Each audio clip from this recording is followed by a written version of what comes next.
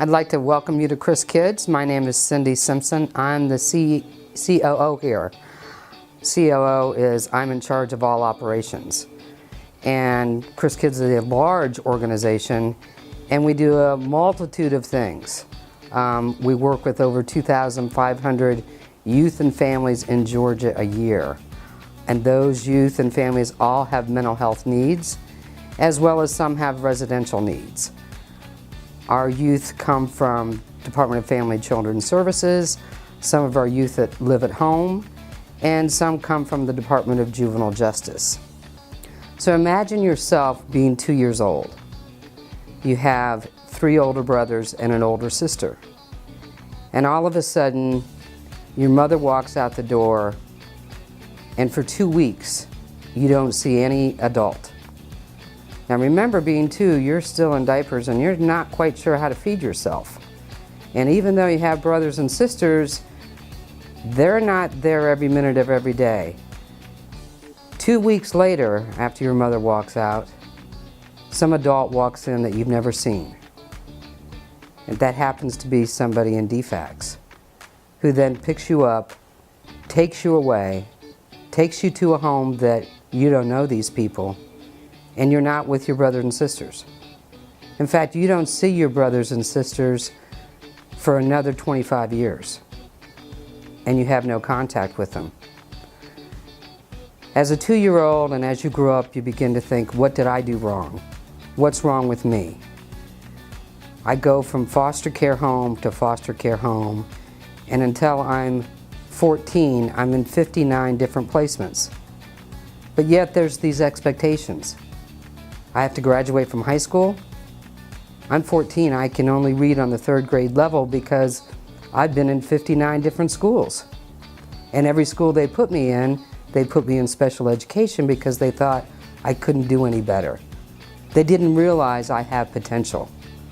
They didn't realize I had dreams because nobody ever asked me.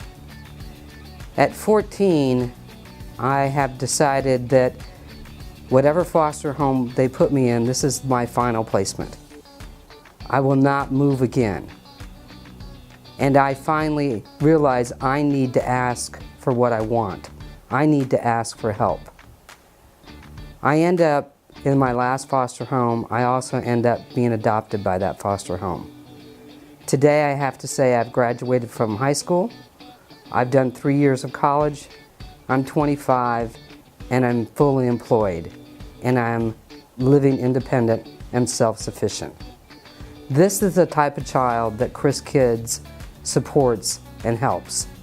And this is your opportunity to help us help other children as well.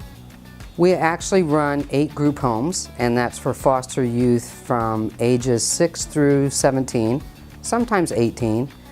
We also have an apartment complex that serves youth aging out of foster care and homeless youth, ages 18 through 24. Now again, all of our youth have mental health diagnoses. We have a large in-clinic and out-of-clinic counseling center, which means our therapists not only work in our counseling center, but we provide services in the home, which means our therapists will go into your home and provide therapy in the home. We also provide case management and what is called within the state wraparound services. And that's all about keeping children in their home instead of going to a psychiatric hospital or going to a residential facility. By being able to keep children in their home, we're actually saving the state a little over $400,000 a year versus the cost of paying for a child being in a psychiatric hospital. Another thing we've started this year, which is one of those things that is close to my heart, is we are now providing adoption services. And we are targeting the 9 to 17-year-old children in DFACS care that they consider hard to place. And they're only hard to place because of their age and because they've been in DFACS care or foster care for over a year. So what I'd like to tell you about and what you're looking at is a list of items. And really it's an opportunity to help us help our youth and help our families. And it also gives you a choice. You know, of course we continue to, as a we continue to accept money and other donations. But there are specific needs that our youth have. They're at a disability. They're at low income. Their education is not what your own children might get. So one of our big needs at this point is our youth don't have computers. And if your kids go to public school, computers is one of those things, everything's online from schools. So a computer is very important. Other needs that we have are your typical household items: pots, pans, towels, sheets. Transportation's an issue, so vans are extremely important. Paper, pencil, clothing, winter coats. Simple things like toilet paper, paper towels. These are kind of the items that I know look like an everyday thing, but for us, it's something that's an item that's always a need.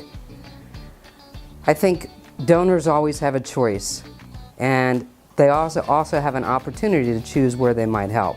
I want to let you know that I've worked with Chris Kids for 3 years, but I've been involved in the welfare system for 30 plus years. Anybody that's had a job for 30 plus years, you know that they're passionate about what they do. And I am passionate about working with foster care. I'm passionate about adoption. In fact, my own personal background is that I have adopted 6 boys of my own. The oldest is 39, the youngest is 25. So I've used that and that life experience, and I'm asking you to get involved with this.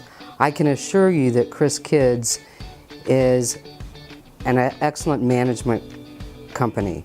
We have a great executive team, and we will keep track of your money or your donation.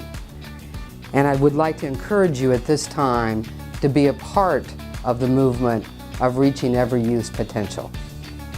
Not only would I like you to donate, but another way is to pass on this information through Facebook, through Twitter, through email, but I encourage you to get involved. And I want to thank you for getting involved.